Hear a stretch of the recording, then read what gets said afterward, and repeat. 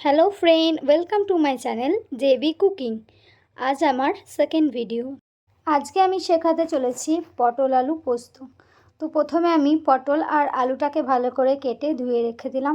এর জন্য লাগবে আদা বাটা, পেঁয়াজ বাটা এবং গরম মশলা। তো আমি প্রথমেই বিরিয়ানি মশলাটা ঢেলে নিলাম। আমি বেশি করেই মশলা এনে রেখে দিই, কারণ আমি মাঝে মাঝে বিরিয়ানি করি, তো তাই ঝামেলা করতে ভালো লাগে না সব সময়। তাই প্রত্যেকবারই বেশি করে এনে বেটে নিই, তারপর একটু হয়তো মাংসতে বা সব কিছু তরকারিতেই আমি কিন্তু একটু করে গরম মশলা দিই। তারপর আমি গরম মশলাটা ভেজে নিলাম, হালকা করে ভেজে নেব, কারণ বেশি ভেজে নিলে গরম মশলাটা কালো হয়ে যাবে। গরম মশলার মধ্যে এখানে কিন্তু জায়ফলও আছে, কারণ আমি বিরিয়ানি বানাবো। পরে আবার আলাদা করে জায়ফলটাকে না গুঁড়ো করে নেওয়া মানে এখনই গুঁড়ো করে নিলে কোনো প্রবলেম নেই। সব কিছু গরম মশলাগুলোকে একসাথে ভালো করে ভেজে নিয়েছি। ভালো করে বলতে হালকা করেই ভেজে নেওয়া হয়েছে, বেশি করে ভাজিনি। এরপর কড়াইয়ে পরিমাণ মতো সর্ষের তেল দিয়ে দিলাম। এই তেলেই আমি কিন্তু পটল আলু ভেজে নেব। পটল আলু ভেজে দেওয়ার পরেই কিন্তু এই তেলেই আমি ফোড়ন দেব।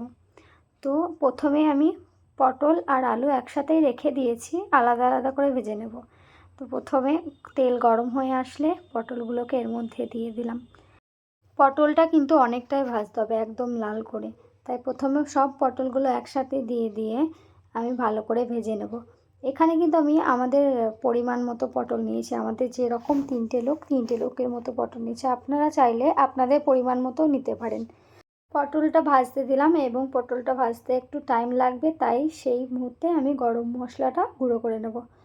তো আমি গরম মশলাটা গুঁড়ো করে নিলাম। গরম মশলাটা অনেক মিহি করে গুঁড়ো করতে হবে, একটু গোটা থাকলে হবে না। প্রথমবার করে দেখলাম গোটা আছে, তারপর আর একবার দিলাম, তখনও দেখলাম একটু গোটা আছে, তারপর তিনবারের বেলায় গুঁড়ো হলো।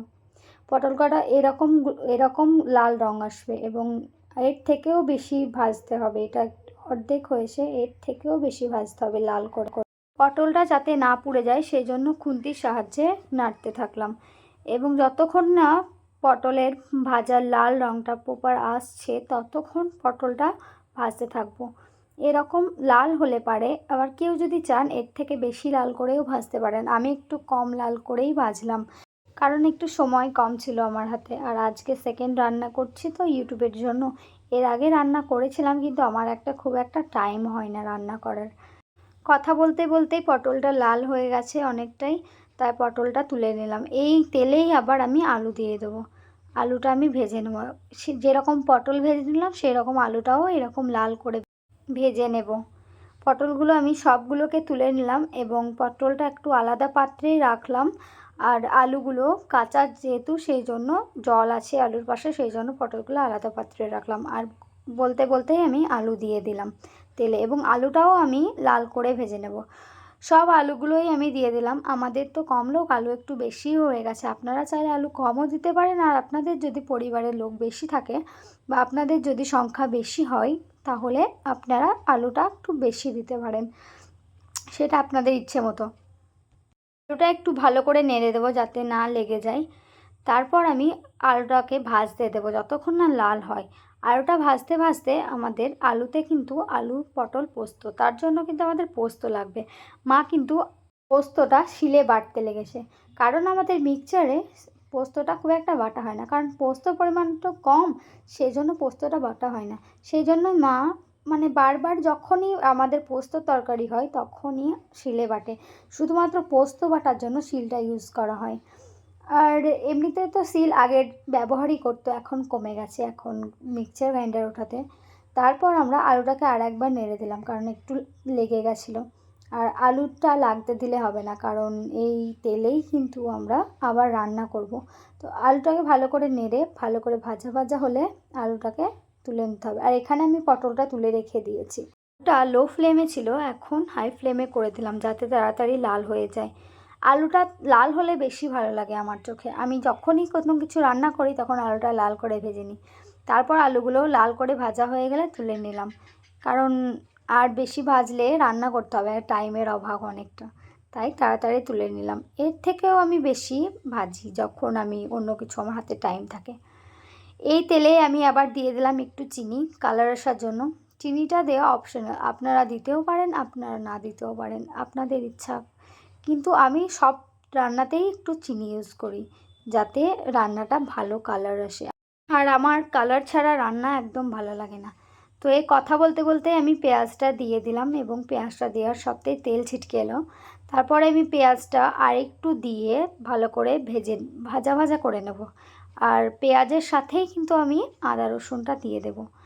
এরপরে আমি কিন্তু আদা রসুন দিয়ে দেবো, কারণ আদা রসুনটাও ভেজে নেওয়া দরকার একটু, কারণ আদা রসুনের কাঁচা গন্ধটা না ভালো লাগে না খুব একটা।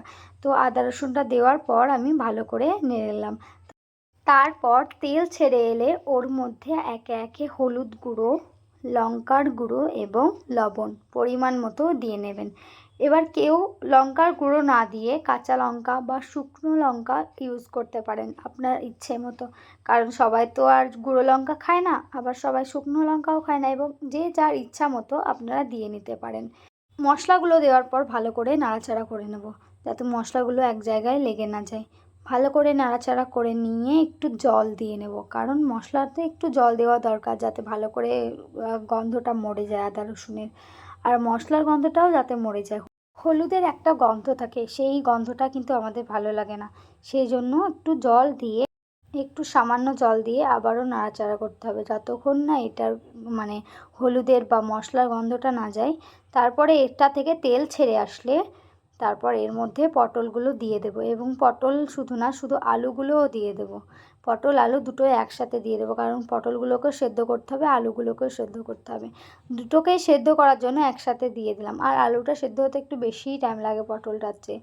তো একসাথেই দিয়ে দিলাম এবং ভালো করে নাড়াচাড়া করে মশলার সাথে ভালো করে নাড়াচাড়া করতে হবে, যাতে তলায় লেগে না যায়। অনেকক্ষণ ধরে নাড়াচাড়া করার পর এটাকে একটু জল দিয়ে দিতে হবে, কারণ কি যেন লেগে না যায় তলায়। আর জল না দিলে তো তলায় লেগে যাবেই, তো সেই জন্য জল দিয়ে একটু ঢাকনা দিয়ে রেখে দিতে হবে, যাতে সেদ্ধ হয়ে যায় আলুটা সেদ্ধ হওয়া নিয়ে কথা আছে। আলুটা যতক্ষণ না সেদ্ধ হবে ততক্ষণ একটু একটু করে জল দিয়ে যাবেন। আমি না এখানে প্রায় 3-4 বার মতো জল ইউজ করেছি। তারপর আমি এখানে একটু গরম মশলা দিয়ে নিলাম। তারপর আবারও এর মধ্যে পোস্ত দিয়ে নিলাম। পোস্তটা দেওয়ার পর আমি আবারও কষবো এটাকে, কারণ কি পোস্তর কাঁচা গন্ধ থাকে এটা, আর সবাই পছন্দ করবে না পোস্তর কাঁচা গন্ধ। আমরা যখন পোস্ত দিয়ে আলু রান্না করি তখন কিন্তু লাস্টে পোস্তটা দিয়ে নামিয়ে নিই, কিন্তু এটাতে পোস্তটা আগে দিয়ে দিতে হবে, কারণ কি পোস্তর গন্ধটা না আলুতে একটু বেশিই লাগবে, আর এখানে পটল দেওয়া আছে, একটু ভালো লাগবে না এখানে। তাই সেই জন্য পোস্তটা একটু আগেই দিয়ে আবারও আমি এর সাথে একটু জল অ্যাড করেছিলাম।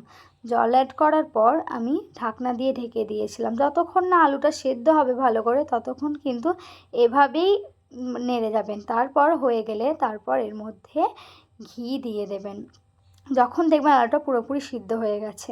তারপর এর মধ্যে ঘি দিয়ে রেখে দেবেন 5 মিনিট, তারপর পরিবেশন করুন পটল পোস্ত আলু। এরপর আমি একটা প্লেটে সার্ভ করে নিলাম।